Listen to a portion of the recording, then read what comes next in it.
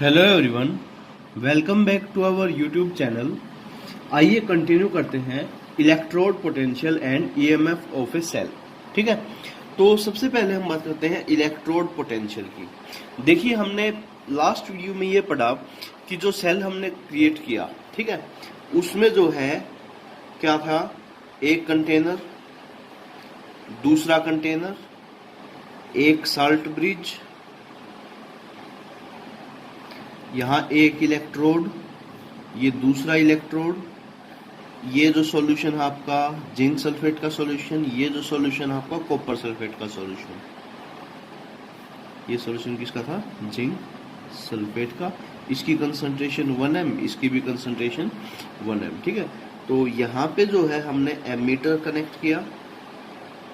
ठीक है, हमने ये देखा कि इलेक्ट्रॉन जो है वो क्या हो रहे हैं, फ्लो हो रहे हैं। ठीक है, क्या नोटिस किया हमने? Flow of electron. ठीक है, और फ्लो ऑफ इलेक्ट्रॉन कब होता है? कोई भी चीज जो है वो फ्लो कब करती है? जब कोई ना कोई पर्टिकुलर प्रॉपर्टी जो है वो क्या हो, अलग हो। ठीक है, तो फ्लो ऑफ इलेक्ट्रॉन क्यों होगा? Due to difference in their potential. Due to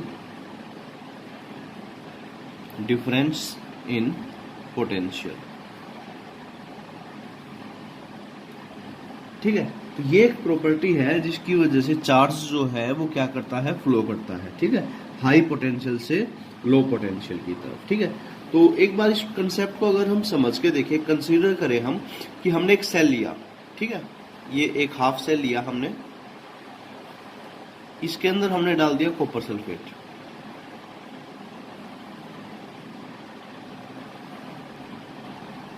इसकी कंसंट्रेशन 1m, और ये आपका इलेक्ट्रोड, कॉपर इलेक्ट्रोड। ठीक है, तो यहां पे हमारे पास जो है वो तीन पॉसिबिलिटीज हैं।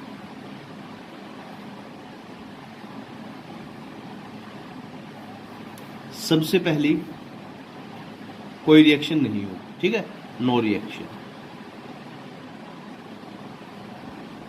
सेकंड, ऑक्सीडेशन होगा। और ऑक्सीडेशन कैसा होगा? ये जो कॉपर है हमारा, ये क्या करेगा, Cu2 पॉजिटिव बना लेगा और दो इलेक्ट्रॉन को रिलीज कर देगा। ठीक है, और तीसरी पॉसिबिलिटी जो है वो है रिडक्शन। ठीक है, फर्स्ट में हमने लिखा नो रिएक्शन, उसका मतलब ये था कि जितने एटम्स का ऑक्सीडेशन होगा उतने का ही रिडक्शन हो जाएगा, तो कैंसिल हो जाएंगे वो। ठीक है, रिडक्शन में क्या होगा, जो Cu के जो एटम्स हैं आपके,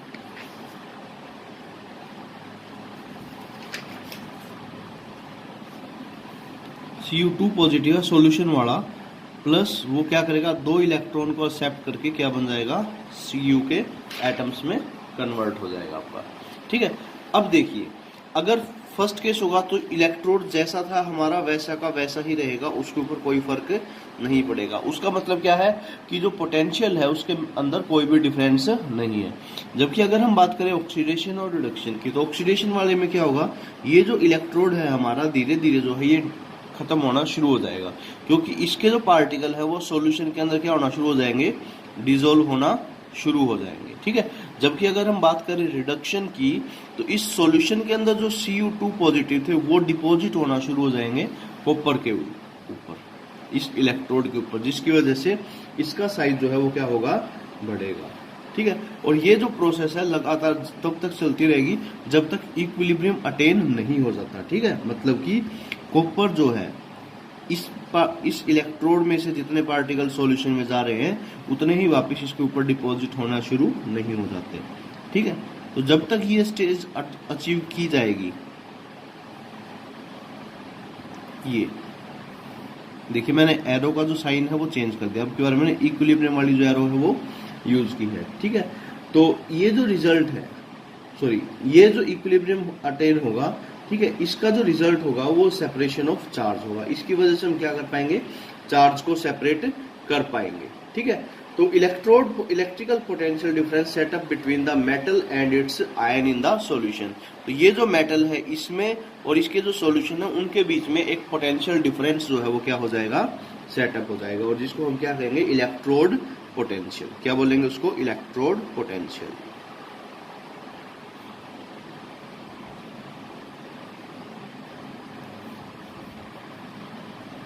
ठीक है, लिख देता हूं मैं, the potential setup between the electrode and it's solution. देखिए पोटेंशियल जो है, जो कि setup potential, the potential difference setup between the electrode and it's solution is known as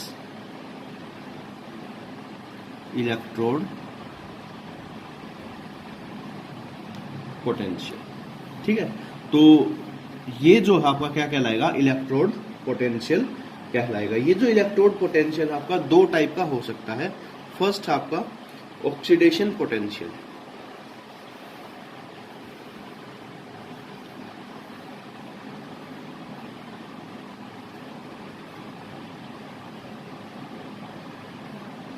और दूसरा आपका रिडक्शन पोटेंशियल।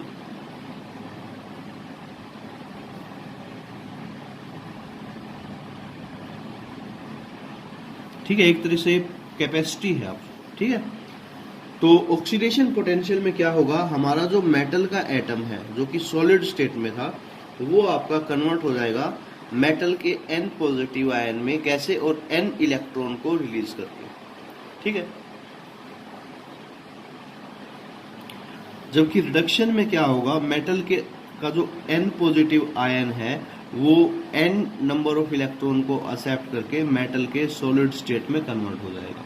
ठीक है, ये जो है बेसिक डिफरेंस है, ये ऑक्सीडेशन हाफ और ये रिडक्शन हाफ, ये हमने सेल के अंदर भी पढ़ा था। ठीक है, तो ये क्या कहलाएगा आपका ऑक्सीडेशन पोटेंशियल, जिसमें हमें ऑक्सीडेशन रिएक्शन के बारे में जानकारी मिलती है कि वहां पे कितना पोटेंशियल जनरेट हो पाता है। ठीक है, अब देखिए एक एग्जाम्पल हम बात करें अगर जिंक की।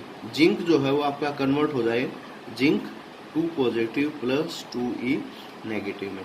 तो इसके लिए जो है हम बात करेंगे इस रिएक्शन के लिए ऑक्सीडेशन हाफ रिएक्शन की या ऑक्सीडेशन पोटेंशियल की। इस तरीके से अगर मैं कहूँ H2, तो ये क्या होगा आपका 2H positive plus 2E negative. देखिए यहाँ पे हाइड्रोजन का ऑक्सीडेशन नंबर 0 था, यहाँ पे है +1, तो ऑक्सीडेशन हुआ। तो इसका भी हम क्या वर्ड यूज करेंगे, ऑक्सीडेशन पोटेंशियल। जबकि रिडक्शन पोटेंशियल की हम बात करते हैं तो Cu2 पॉजिटिव जो है वो क्या कर रहा है, 2 इलेक्ट्रॉन को एक्सेप्ट कर रहा है और एक्सेप्ट करके किस में कन्वर्ट हो रहा है, कॉपर मेटल में। ठीक है, तो ये किसका एग्जांपल हो गया आपका, रिडक्शन पोटेंशियल का। इसके लिए हम कितनी एनर्जी की बात करेंगे, कितने पोटेंशियल डिफरेंस की बात करेंगे, रिडक्शन पोटेंशियल की। ठीक है, और इस तरीके से अगर हाइड्रोजन की बात करें तो 2H positive plus 2E negative, ये आपका चेंज हो जाएगा किसमें, H2 में। ठीक है, तो ये भी किसका एग्जाम, ये जो है देखिए इसका बिल्कुल उल्टा है। ठीक है, ऑक्सीडेशन का बिल्कुल उल्टा है। हाइड्रोजन वाला एग्जाम्पल जो है ये रिडक्शन के लिए हम इस्तेमाल करते हैं। ठीक है, एक चीज जो है देखने को मिलती है वो ये है कि रिडक्शन पोटेंशियल जो है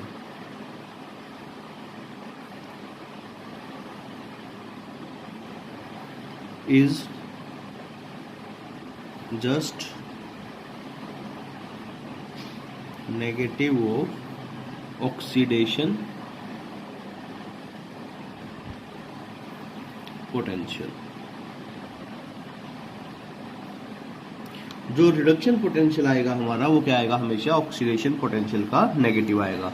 ठीक है, मतलब कि अगर हम किसी पर्टिकुलर रिएक्शन के लिए एक ऑक्सीडेशन पोटेंशियल निकाल चुके हैं और हमसे उसका रिडक्शन पोटेंशियल पूछा जाए तो हम क्या करेंगे, सिर्फ उसका साइन चेंज कर देंगे। ठीक है, देखिए अब हम बात करते हैं ईएमएफ ऑफ सेल की। ईएमएफ, ठीक है, मींस इलेक्ट्रोमोटिव फोर्सेस। ये जो है कुछ इस तरीके से हम डिफाइन करेंगे, EMF is equal to reduction potential of cell minus oxidation potential.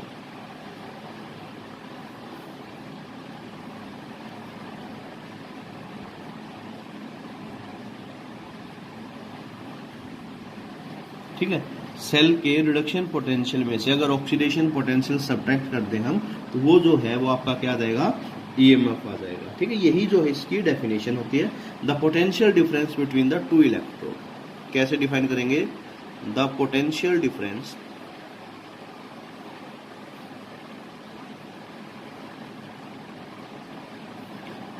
between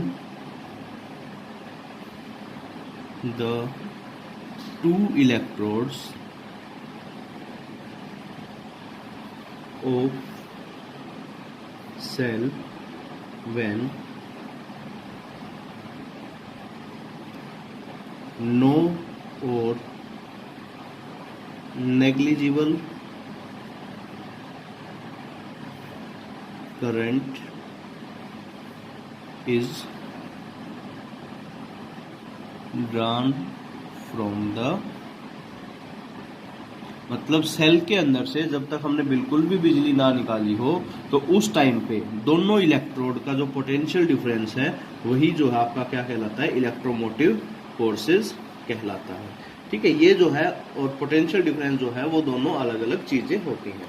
ठीक है, उसके बाद हम बात करते हैं कि जो स्टैंडर्ड इलेक्ट्रोड पोटेंशियल है उसको कैसे कैलकुलेट करेंगे। ठीक है, तो उसके लिए, उसको कैलकुलेट करने के लिए जो है हमने एक स्पेशल डिवाइस जो है वो डेवलप कर रखी है, उसको हम कहते हैं स्टैंडर्ड हाइड्रोजन इलेक्ट्रोड। स्टैंडर्ड, ये जो आप याद रखिएगा कि रिडक्शन पोटेंशियल और ऑक्सीडेशन पोटेंशियल को सब्ट्रैक्ट करेंगे तो क्या आएगा, आपका ईएमएफ आएगा। आगे न्यूमेरिकल भी करेंगे हम इसके ऊपर बेस्ड। स्टैंडर्ड हाइड्रोजन इलेक्ट्रोड, ठीक है। देखिए स्टैंडर्ड हाइड्रोजन इलेक्ट्रोड में हम क्या करेंगे, एक कंटेनर होगा हमारे पास, ठीक है, इसके अंदर हम डालेंगे एक नॉन कंसंट्रेशन का, और वो कंसंट्रेशन होगी आपकी 1 mHCl सॉल्यूशन। ठीक है, अब देखिए कि हमें इसकी क्या जरूरत पड़ी। जब हम इलेक्ट्रोड पोटेंशियल को मेजर कर रहे थे, ठीक है, तो हमें कोई ना कोई रिफरेंस चाहिए था। ठीक है, कि किसके रिफरेंस में हम क्या करें, मेजर करें उसको। ठीक है, कैसे उसको नापे, क्या स्केल हम इस्तेमाल करें। ठीक है, तो उसके लिए हमें कोई ना कोई स्टैंडर्ड चाहिए था। तो स्टैंडर्ड बनाने के लिए हमने क्या किया, स्टैंडर्ड हाइड्रोजन इलेक्ट्रोड जो है उसको यूज किया। ठीक है, वो जो है हम कैसे यूज करते हैं, देखिए हमने एक स्पेशल डिवाइस जो है वो तैयार कर ली।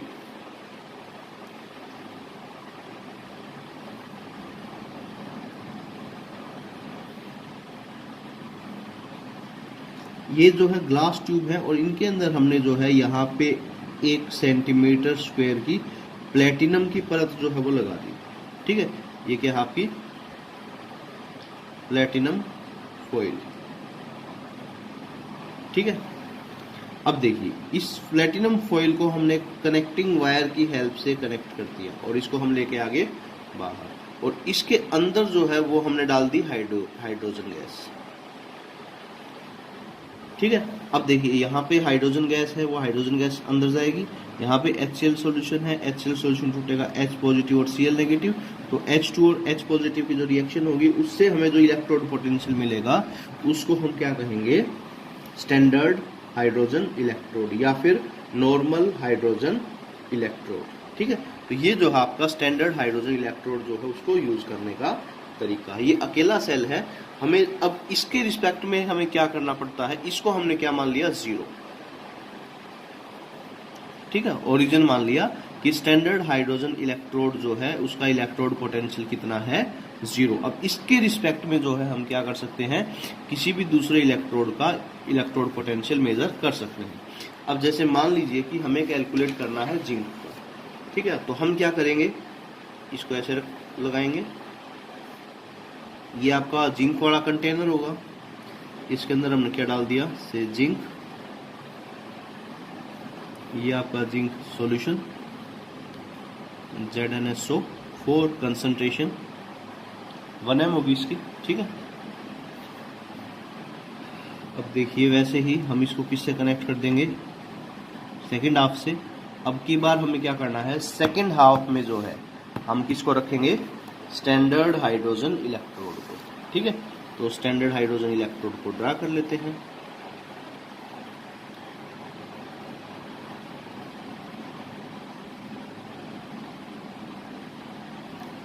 कि प्लैटिनम वायर से कनेक्ट करेंगे, ये डायरेक्टली हम किससे कनेक्ट कर सकते हैं, एमीटर से कनेक्ट कर सकते हैं।